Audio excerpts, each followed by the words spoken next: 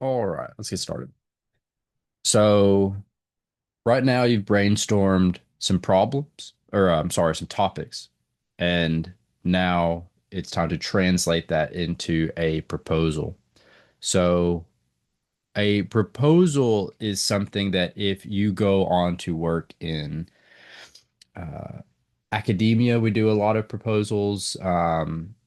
Any work that is project based, you're probably going to be doing a lot of proposals. Most jobs where the work you're doing, you have any agency over, you get to decide kind of what you are doing with your time, how you are using your resources. Most likely, you will need to argue with higher ups what you ought to be doing with those time and that time and resources. That comes in the form of a proposal. And so this is a genre that you guys will, many of you likely be working in once you move on. Um, so proposals are very rhetorical, they're argumentative. Proposals should be persuasive. And so keep that in mind when we're going through this, that the reason for all of these elements is to help your writing be more persuasive. Right. So the first thing you need to do with the proposal is identify a problem. So you have a topic right now. Topics in and of themselves are not persuasive. Topics are a good starting place, but just telling someone that you're interested in a topic isn't going to have the kind of gravity, the persuasive gravity that you would need to convince them to give you money or give you agency or something like that. So you want to kind of transmute your topic into a problem. Now, problems can be a lot of different things. When we think of problems, we might think, you know, problems affecting the state of the world, or there must be some kind of human suffering happening because of the problem. That's not necessarily the case. It might be for you. If you are wanting to study inner city poverty, then yeah, it's a pretty short walk to what that problem is. And that's going to be a problem of, low quality of human life and stuff like that. Or if your topic is something like black holes, there's not going to be any problems that humans are facing because of a lack of knowledge about black holes. But nevertheless, they do pose problems, right? Reconciling, the weird stuff black holes do with what physics says should be possible and stuff like that. That is indeed a problem. So problems can be very abstract and obviously very concrete. Now, if it's a choice between the two, it's my very strong belief that you should be working on problems affecting humans. That it's our job to alleviate the suffering of others to the best of our ability, and to be doing work that is going to advance um, the human project of total thriving. But that doesn't mean that's what you have to do. But yeah, they exist in these wide spectrums. And so when you're thinking of a problem, like, oh, I don't know, black holes aren't causing, you know, food shortages or anything. It can be enough to say, hey, we don't know enough about this thing. We're studying, we've learned about this new phenomenon or something like that. And we had this gap in our knowledge. A gap in our knowledge is a problem, right? For some people, they're going to think that's a serious problem. Um, And so, yeah, you can kind of relax when we hear problem. It doesn't have to be people are like arguing online about it. They can be quite abstract. And embedding your topic in a problem is going to ground it in the real world. If it's about black holes, saying, okay, there's this lack of knowledge that we human scientists have, and we need to address that, right? You're immediately taking this big, abstract thing very far away, and you're grounding it in language of, okay, but how does this fit into a human framework? Um, it's going to give it much stronger rhetorical ground. Um, Remember, you're trying to convince someone to give you, in the case of like a grant, money, right? You're proposing, I want to do this project. Um, She gave me money to do this project. And so that's going to be much stronger ground if you can problematize your topic and show here's how, because this work hasn't been done yet, this problem emerges. And yet, if I do this work, that problem goes away, or we take a step towards solving that problem.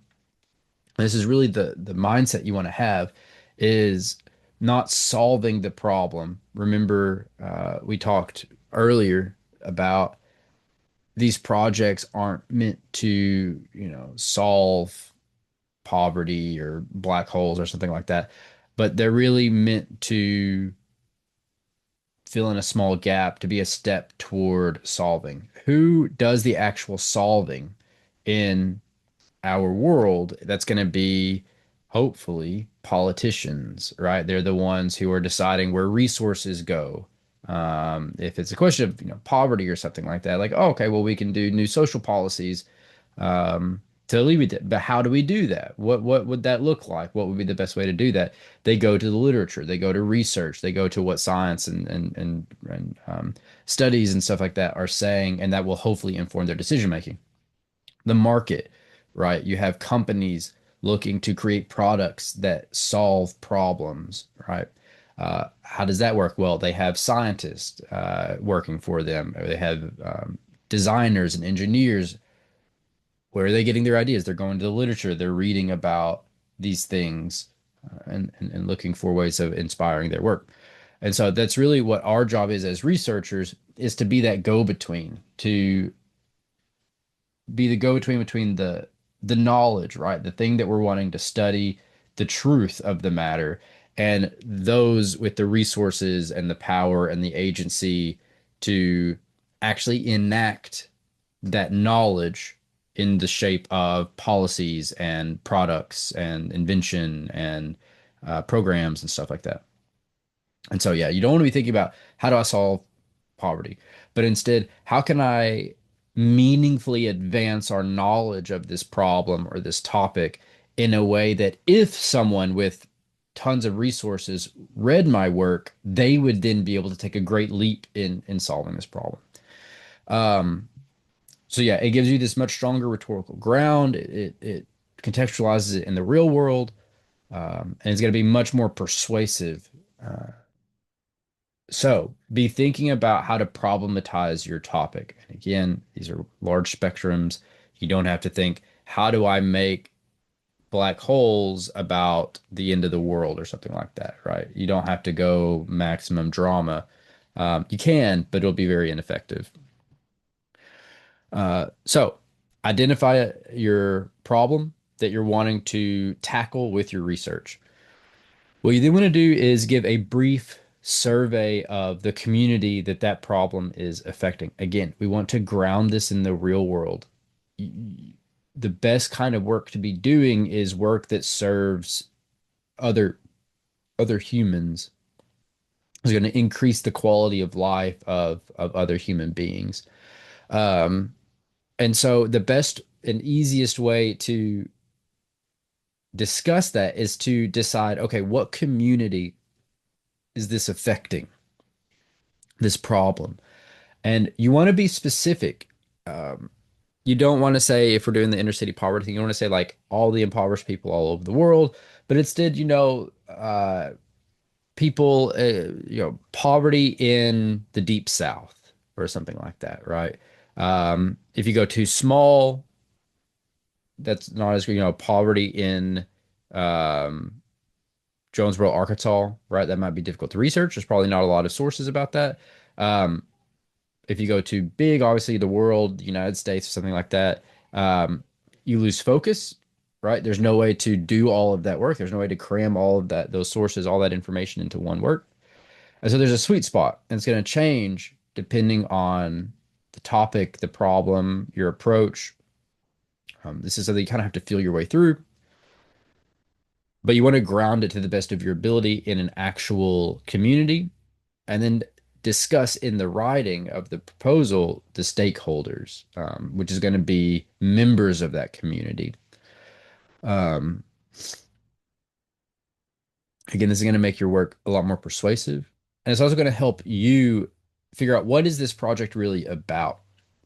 There's this idea that academia is this pure pursuit of knowledge, for its own sake, science for its own sake, which is malarkey, right? That's a horrible use of our time and resources. That's a horrible way of orienting our action in the world. Instead, we want to have a list of priorities, have a sense of if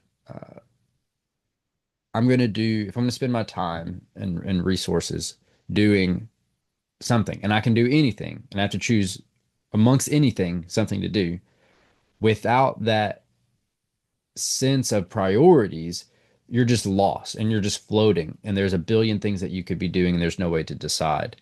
And so I invite you to figure out for yourself what that is. What do you think the highest order good is? What is it that you ultimately serve as a human being? And I invite you to consider placing at the top communities that you care about.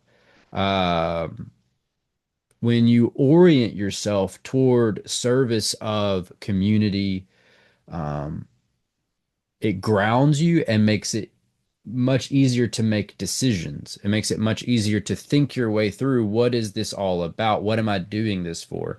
When it's just the pure pursuit of knowledge, sure, maybe you learn something along the way, but then ultimately, what do you do with that? What's the point? And it's very difficult to write about that. It's once you've stated the fact, there's nothing else to say. The fact just exists suspended in nothingness.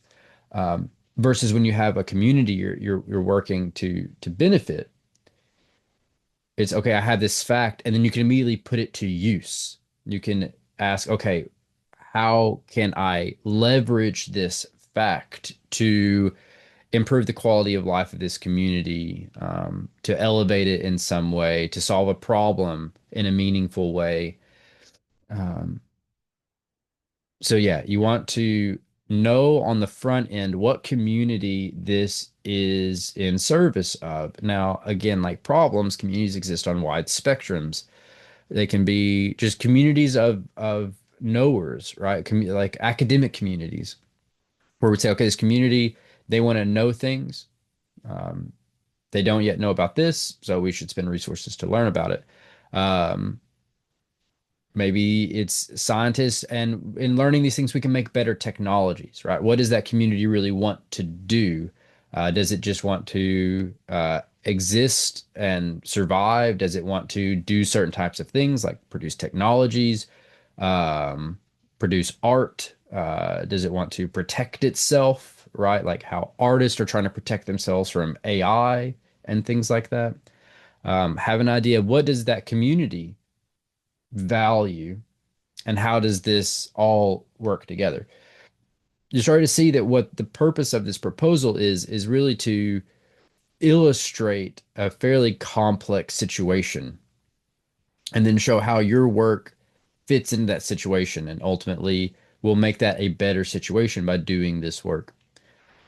Um, So what you'll want to do to discuss community is you want to give a survey of the problem and how it's affecting that community. Is it the community lacks something and you want to do research to, fill in that lack? Is it that the community is um, affected negatively by a problem and you want to look into how to solve that problem or, alleviate the worst elements of that problem? Um, you want to discuss what's at stake as a result of the problem and who the stakeholders are. So, stakeholders here are those affected by the problem that are within this community. Don't overthink this. Um, it's just members of the community and then how they are affected. If it's about scientists and black holes, it's they are affected in that a lack of knowledge makes it more difficult to um, design exotic technologies, taking advantage of the way that black holes seem to bend the laws of physics. We would like to be able to do that ourselves, be able to produce cool technologies. Um, Right. So don't overthink this. It should be somewhat obvious how a problem is affecting a community, and then who the community members are and how that problem is affecting them. And then most importantly, why the problem matters to you, and why it should be addressed now. So one thing that often gets lost is um, the importance of the nowness of the topic. If you're saying um, inner city poverty, I'm wanting to research this, and you say it's a problem and we should do something about it. Let's say that there's a committee looking to give grant money to people to do this research, and they read your work and they agree with you completely. Oh, yeah, inner city poverty, that's a problem. But there's 200 other projects also talking about equally significant things in the minds of the committee. How do they decide if they think all 200 of these projects are problems? We agree every single one of these are problems. How do they decide? Well, they would think what needs to be solved now. Maybe this inner city poverty thing, maybe we can put that off until next year. Um, it's your job not to just convince them it's a problem. They may grant and likely will grant, yeah, oh, yeah, sure, not knowing this thing or this thing affecting human thriving. Yeah, those are problems. Yeah, we wish those things were not the case. Um, but your job is to convince them to not put it off, right? Because this is one thing humans are really good at rationalizing is putting off the burden of our responsibility to other humans.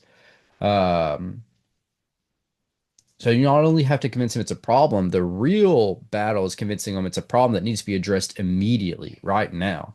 Um, and so include this, have at least a sentence or two indicating not only that it's a problem, but that it's a problem that must be addressed immediately.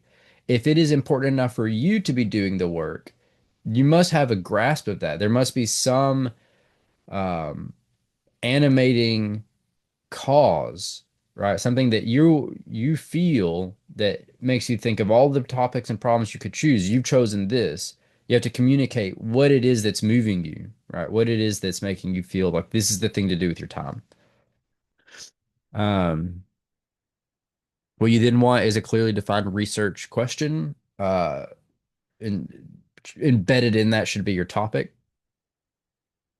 So you want to start by asking a question. You don't go into this as a argument, right? You don't go in this with already an idea of here's how we fix this thing, right? Because that commits you to a bias, right? Then you know how to fix it already before you even done any of the research. Then you're only going to prioritize research and sources that just support what you already think. So instead, you ask a question. Um, you know, why does the Deep South have uh, especially severe poverty or something like that? Or why are the conditions of the impoverished worse in the South than anywhere else? Or why are the attitudes toward uh, homeless people so much more negative than anywhere else? Um, so it should be a question that you don't have an answer for. You may have a hypothesis, you may have kind of a thought of what you think it might be, and that's okay. But you really want to ask a question that genuinely interests you, that you genuinely want to know the answer to, and that you're open-minded to what that answer might look like. Um, and the purpose of the project in a lot of ways is to answer that question. Uh, the research that you do, the sources that you look for will help answer that question. And so you want a good research question here. You want it to be something that you're interested to explore, that you're excited to research, but that most importantly that you don't have your mind made up on what the answer will be. Um, you want to discuss in a sentence or two. All these are like a sentence or two. All these black boxes, essentially, think of them like a sentence or two on this, a sentence or two on this. Um, Very importantly, you want to discuss how it's going to be a meaningful step toward dealing with your problem. You establish the problem, you ask this question, and it won't be clear necessarily to your reader how those are interacting. How does asking this question in any way impact this problem? And so you want to discuss that. You want to lay out your thinking of if I do nothing else but answer this question, this will meaningfully advance our ability to solve this problem in this way. Um, And so it's really important to know that. What do you ultimately want to get out of it? What is the thing you are producing? You, while it is a writing class, the thing that gets lost is we don't do all this stuff just to write, right? We don't research to the for the purpose of writing an essay. Writing has always been a byproduct, not the goal. The goal is to solve a problem, or the goal is to sharpen our thinking. Um, it just so happens that writing helps us do that. Writing helps us get our ideas out. But what we're really doing is we're researching and we're thinking deeply and we're advancing human knowledge. It just so happens that we write about it is this byproduct um, of this process of solving problems and clarifying our thought about the problems and the solutions. And so you want to have this idea in mind of what are you really trying to do? What are you advancing? What meaningful step are you taking as a result of this whole process? Um, Try to be exact in what you're trying to illuminate your understanding about the problem or topic. Here, we're just looking for you to be specific, to give details, to show that you're thinking through this. Um, what exactly are you trying to understand? Is it, the conditions of the impoverished? Is it the economic policies that are causing widespread poverty, the destruction of the middle class due to market conditions? What is it exactly? Break it down to this is a big complicated thing, and I'm really interested in this one kind of element, this one region of this problem is really what I want to focus on. I may learn about a lot of stuff, but this is really what I want to focus on. Um, and remember, it's you're seeking understanding, not outright answers. And this will help later down the road when you're dealing with all this complex information. Just remind yourself it's not your job to answer, to find the end all be all answer to poverty, but rather you're just trying to wrap your mind around elements of it. You're trying to develop a deeper understanding, and that might be a little bit of understanding. It might be a lot of understanding. You don't know. That's for the process to kind of unfold. But there doesn't have to be an ultimate end. Um, with a nice, neat, bow on the end, you might come out of this uh, with very much no answers. And in fact, you may feel at the end of this you are much further away from answers than you were when you started. But that's how knowledge works, right?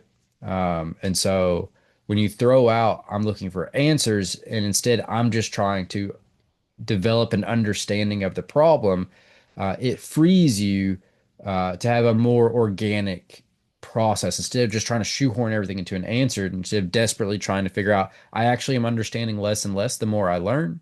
It's getting more and more complicated, and then panicking and pushing all of that nuance and complexity aside and just kind of taking a stab at an answer is the last thing we want to do. And so yeah, when you say I'm not looking for answers, I'm just looking for understanding, it's a great burden is lifted. Um, and then a particular emphasis on why the way you're approaching this topic is the best way. Why is it that looking at the vanishing of the middle class is the best way versus looking at conditions of the impoverished in the South versus other places? Why that's the best way to approach this. Have an idea of I'm aware there are other options. I'm aware there are other paths I could take, but this is the best path for me because, right? And what you're trying to do is show that you've thought through all this. If someone comes up to you and says, "Hey, can I borrow $100?" and you say, "Why?" and they're like, "I don't know. I'm gonna bet it on sports." Uh, you're probably not gonna give that person your money. Versus someone comes up to you and has like a very carefully laid out and compelling, research that they've done, they're more likely to for you to borrow $100 to them. Right. And so this is you trying to make your case where I've thought through all of this. I've clarified all of my thinking on this. Um, and here's why I think my approach is worthy of investment.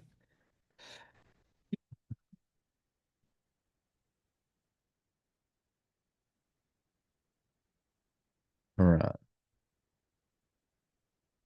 And this last part, this is probably the least worry about this one the least. Some of you will have a strong idea of what you're doing here. Some of you you'll be like, I don't have any idea. So worry about this one the least. If you have ideas for this, wonderful. If not, you can just kind of take a stab at it. I'm not looking at this as closely as I'm looking at the other stuff. But you want to give an overview of what kind of stuff you want to look at. This is here's the kind of things I want to study. Here's the kind of research that I want to prioritize looking at. Do you want to be looking at interviews with homeless people, or do you want to be looking at, polls that are being done? People going out and actually, gathering data on the ground about this stuff. Do you want to talk to, or do you want to read minutes on city council meetings talking about what they're going to do about homelessness and something like that? Um, so whatever you choose, there's going to be a number of different types of sources that exist out there, most likely. Um, so if you have an idea of what kinds of things you want to look at in particular, here's where you would lay that out. Um, and then give a overall plan of what you want to do. Again, if this is something that your topic has available to it more naturally, you could do so. You may be doing a topic you don't know a lot about right now, in which case it might be hard to know what sorts of sources are going to exist out there um, as options for you. So if you don't know a lot about your topic, this might be a little bit more challenging. Do your best here. Um, Again, I'm not as worried about this. As long as you take a stab at this, that's fine. It's really these first three that are the most crucial that is really going to make or break your proposal. Um, so what I'm looking for is just a cohesive vision. I'm looking at, does this look thought out? Does this person seem like they are, thinking about this? They're laying it out. They have a vision for how this project's going to go. Um, or does all this feel just like random stabs in the dark? Does it feel half baked? Does it feel like really all they have is a a concept of a topic and that it's not really a proposal at all? They don't really know what they're going to be doing with it. What I want to see that is that you put t time and thought into this. That's really all that I'm looking for.